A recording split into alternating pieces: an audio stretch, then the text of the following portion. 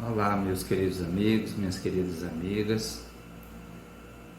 Estamos aqui de volta para dar continuidade ao nosso estudo sobre a obra Palavra de Vida Eterna. No estudo de hoje, nós iremos tratar do capítulo 29, intitulado No Estudo da Salvação.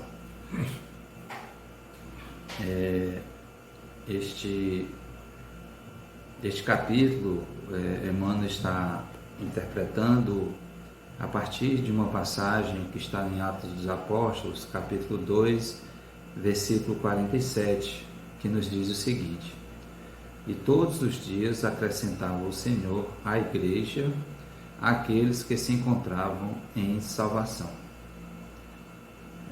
O livro Atos dos Apóstolos tem a maioria dos estudiosos, dos pesquisadores, dos historiadores,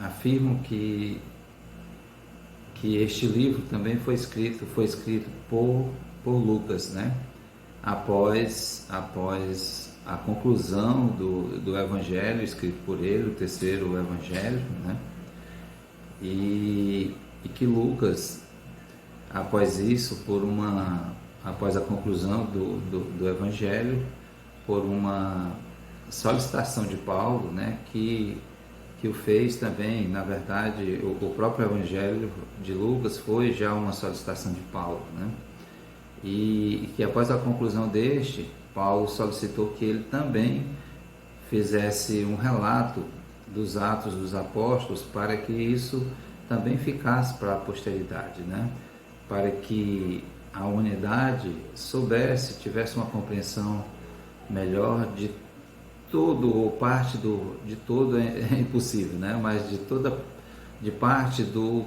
processo, do trabalho que foi realizado por aqueles apóstolos abnegados, que foram escolhidos pelo Cristo e que doaram suas vidas, doaram seu tempo para trazer para nós essa grandeza que é o Evangelho, sobre essa afirmativa, de que houve uma demanda de Paulo para que Lucas escrevesse tanto o Evangelho quanto os Atos dos Apóstolos. Tem uma passagem que está no livro Paulo Estevão, que é uma obra valiosa, grandiosa, que muitos já conhecem no movimento espírita, obviamente muitos ou quase todos a conhecem. E lá na segunda parte, desta obra, no capítulo O Martírio em Jerusalém, vou ler um pequeno trecho em que há essa recomendação de Paulo para que Lucas escreva tanto o seu Evangelho, quanto também os Atos. A esse tempo, o ex-doutor de Jerusalém chamou a atenção de Lucas para o velho projeto de escrever uma biografia de Jesus, valendo-se das informações de Maria, mãe de Jesus. Lamentou não poder ir a Éfeso. Nessa época Maria já estava em Éfeso, incumbindo-o desse trabalho que reputava de capital importância para os adeptos do cristianismo. O médico amigo satisfez-lhe integralmente o desejo, legando à posteridade o precioso relato da vida do Mestre, rico de luzes e esperanças divinas. Terminadas as anotações evangélicas, o espírito dinâmico do apóstolo da gentilidade encareceu a necessidade de um trabalho que fixasse as atividades apostólicas logo após a partida do Cristo, para que o mundo conhecesse as gloriosas revelações do Pentecostes, e assim se originou o magnífico relatório de Lucas, que é Atos dos Apóstolos. Nós trouxemos esse pequeno trecho só para ilustrar essa solicitação feita por Paulo e que vem corroborar com o que os estudiosos falam a respeito. Então vamos ao tema propriamente dito, né? Como nós já o dissemos, o versículo é Atos 2,47, e a interpretação de Emmanuel é a seguinte: a expressão fraseológica do texto varia por vezes, acentuando que o Senhor acrescentava à comunidade apostólica todos aqueles que estavam se salvando ou que se iam salvar. Vale lembrar que em Atos dos Apóstolos, já nesse versículo aqui, já tinha ocorrido já o fenômeno do Pentecostes, né? Já antes disso já tinha sido feita a escolha de Matias para substituir Judas, que havia deixado a vida pelo enforcamento, como todos sabemos, e já havia ocorrido o fenômeno do Pentecostes, né, em que os apóstolos passam a falar em línguas diversas, né, tendo toda uma comunidade de estrangeiros naquele local em que eles se encontravam, e que ali cada um deles, né, que estavam tomados pelo Espírito Santo, como assim é dito, falavam nas línguas de todos aqueles estrangeiros que lá se encontravam, né? Então deve ter sido um fenômeno assim simplesmente lindo, né? E até certo ponto assustador, né? Porque assustador no sentido de que aquela dinâmica, né? Toda aquela talvez aquele vozerio, aquelas pessoas, cada um falando num dialeto diferente, num idioma diferente. Então esse movimento deve ter sido assim realmente espantoso, né? Para quem ainda não conhecia, que era a maioria dos que lá estavam, todo esse processo, né, da imortalidade, né, todo esse processo essa beleza, né, da comunicação que se dá entre os planos material e espiritual, né? Sendo este aqui o plano material, o qual nós habitamos, um plano no nosso planeta, o planeta Terra, esse planeta de provas e expiações que nos recebe, nos ampara, né? E que é aqui que nós vamos participar de uma verdadeira universidade, né? A universidade do desenvolvimento da moral e do desenvolvimento do intelecto, né? Então aqui nós aprenderemos muito quando nós nos dispomos a tal. Ocorrido isso, com todo aquele movimento, em pouco tempo aí os apóstolos passaram com as suas revelações, né, com tudo aquilo que foi divulgado naquele encontro, muitas pessoas passaram a perguntar o que era necessário para que eles tivessem a salvação, né? E os apóstolos falam, né, no sentido de que, na verdade, Pedro, eu acho que já no discurso de Pedro, que é um discurso grandioso, Pedro afirma que eles deveriam batizar-se, né, o batismo para aceitar ali Jesus como seu mestre, como seu guia, né? E a partir disso, muitos já naquele encontro já se tornaram cristãos, né? Passaram a seguir o Cristo, aceitaram o batismo como uma forma de transformação, como um modo de transformação, como um modelo de transformação, para que atingissem essa tão desejada salvação, né?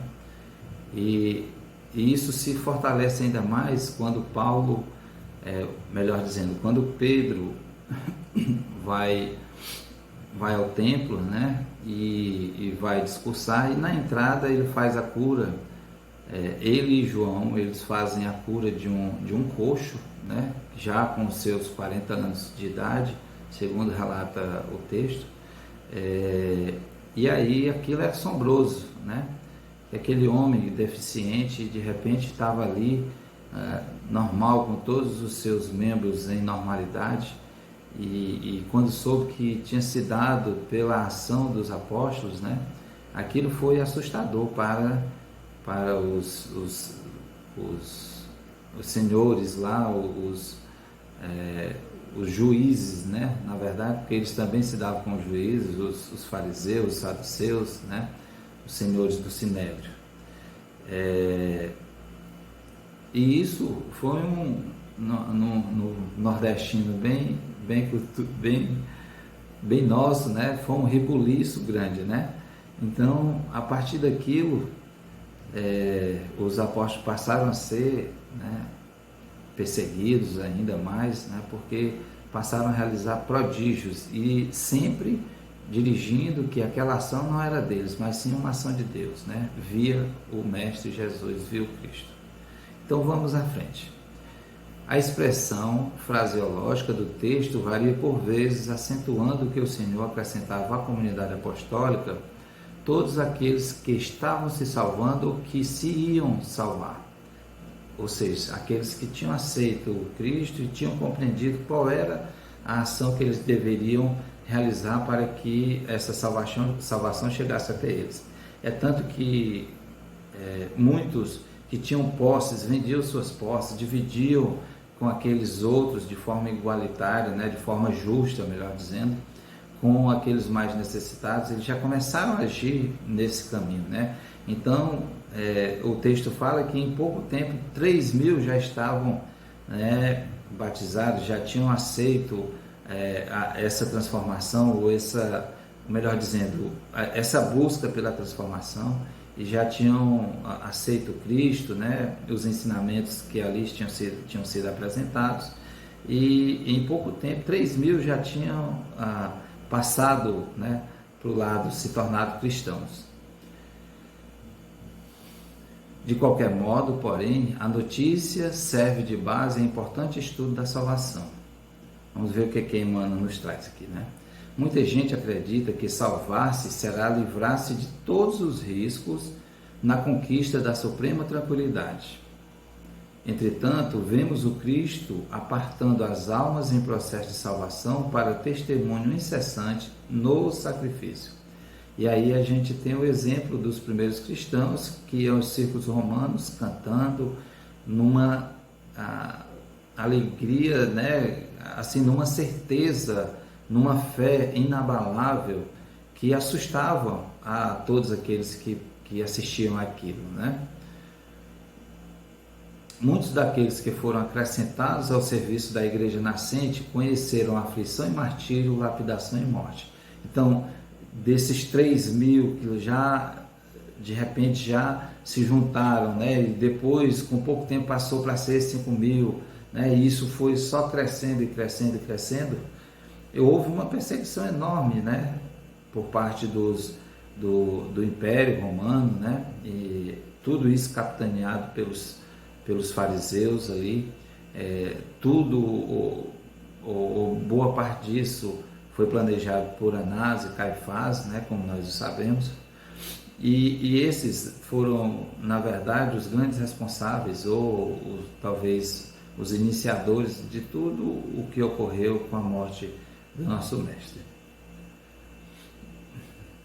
Designados por Jesus para a obra divina, não se forraram à dor, ou seja, enfrentaram todos os desafios, né, todos os sofrimentos, todas as dores daquele momento lá em que eles assumiram essa condição de cristãos, e que diante dessa assertiva, né, diante dessa escolha que foi feita por eles, e da grande fé que estava armazenada naqueles corações, naquelas mentes, isso afetava sobremaneira o poder da época, né?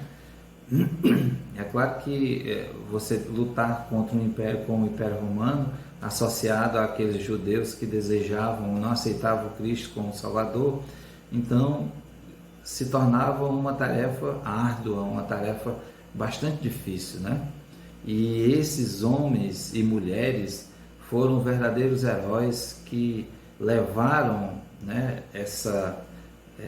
fizeram essa transformação que até os dias atuais a gente traz no íntimo, e quando a gente passa a estudar um pouco e compreender tudo que eles vivenciaram já naquele período, a gente passa a valorizar cada vez mais todos esses ensinamentos que chegam até nós. Primeiro, através da primeira revelação com Moisés, posteriormente com o Cristo, com a sua vinda, e por fim, a terceira revelação, que é essa doutrina que nós abraçamos, que é a doutrina espírita. Mãos calejadas em duro trabalho conheceram sarcasmos soezes e vigílias atrozes. Então eram tratados como loucos, como pessoas que eram humildes, né, que eram simples, né, no seu modo de viver, e que compreenderam aquelas verdades e assimilaram de forma assim absolutamente numa fé inabalável aquelas certezas que o Cristo trouxe, nos apresentou, e que os apóstolos estavam repassando para eles com um vigor incrível, né? E com nunca é demais a gente repetir, né? E com essa fé que era assim um sustentáculo para todos eles. Encontraram no excelso amigo não apenas o benfeitor que lhes garantia a segurança, mas também o mestre ativo que lhes oferecia a lição em troca do conhecimento e a luta com o preço da paz. Então eles encontraram em Cristo tudo isso. Era uma necessidade enorme que eles tinham, né? de conhecer algo que lhes desse um alento para a vida tão sofrida que cada um deles levava, ou que a maioria deles levava, né? Que tinham naquela época. E que salvar não será situar alguém na redoma da preguiça. Veja bem, eles reconhecem no Cristo o excelso amigo, não apenas o benfeitor que lhes garantia segurança, mas o mestre ativo que lhes oferecia a lição em troca do conhecimento. Olha a importância do conhecimento, né? E a luta com o preço da paz. E que salvar não será situar alguém na redoma da preguiça. Salvação não é alguém ficar em um determinado local, num estado de não fazer nada, numa situação de não ter ação, não ter movimento, né? Não pode ser isso, não pode partir de um Deus tão grandioso. Não haveria método nenhum em nós após a nossa morte do corpo, e se a gente não cumpriu o mínimo do que é orientado pelo Cristo, pelos ensinamentos que ele trouxe, como nós podemos ter direito de chegar nos céus, né, no plano espiritual, e ficarmos lá como indolentes, sem fazer nada, como preguiçosos, só contemplando as belezas do universo? Não tem cabimento, não cabe numa cabeça que pensa racionalmente, não cabe uma atitude dessa, um movimento desse. Muito pelo contrário, é ação. Cristo sempre foi ação, Cristo sempre foi atitude, né? Então não poderia ser diferente, não pode ser diferente. E que salvar não será situar alguém na redoma da preguiça, à distância do suor, na marcha evolutiva, tanto quanto triunfar não significa deserção do combate. Ou seja, apesar do triunfo, se aqueles espíritos, os espíritos que cumprem sua tarefa, né, no processo reencarnatório, e que realmente fizeram aquilo que estava programado, não significa que quando retornar ao plano espiritual, eles irão, né, ficar lá também ociosos, sem fazer nada. Muito pelo contrário, eles não desertam a luta, eles não desertam as tarefas que cumprem, né, que nos cumprem. Então, nós outros que estamos aqui encarnados, tão necessitados desse amparo espiritual, vai chegar, porque são esses que nos sustentam nas nossas dores e sofrimentos, são esses que nos sustentam nas nossas incertezas, são esses que nos sustentam na vacilação da nossa fé, né? E são eles que nos fazem seguir adiante, né? São eles que nos orientam, que nos intuem e que nos dizem: vai em frente, que tu está aqui amparado, né? Tu tens ao Cristo, o nosso grande mestre, que nos demanda, que demanda esses benfeitores espirituais para que venham nos assistir em todas as nossas necessidades. É claro que eles não agem por nós, mas eles nos insuflam, nos movimentam, né? Tentam nos movimentar nesse sentido. Consoante o ensinamento do próprio Cristo, que não isentou a si mesmo do selo informante da cruz, salvar é, sobretudo, regenerar, ou seja, é transformar, né? É sair de um estado de ignorância, de brutalidade, para um estado evolutivo em que você passa a se tornar manso, pacífico, né? Vamos lembrar aqui das bem-aventuranças, né? Começa a cumprir aquelas etapas das bem-aventuranças. E quando a gente consegue atingir aqueles objetivos, que a gente chega ao ápice de se tornar um pacificador, e aí sim nós estaremos numa condição de espírito já bem evoluído. Regenerar, instruir. Então é importante que o pouco que nós sabemos a gente tem que transmitir isso, né? Tem que passar. O Cristo já disse lá para os apóstolos para irem primeiro às ovelhas transviadas de Israel, que não fosse ainda para os gentios, né? Então hoje nós já temos essa possibilidade de ir para todos aqueles que têm um bom senso, né? De querer entender as realidades da vida, né? Que não são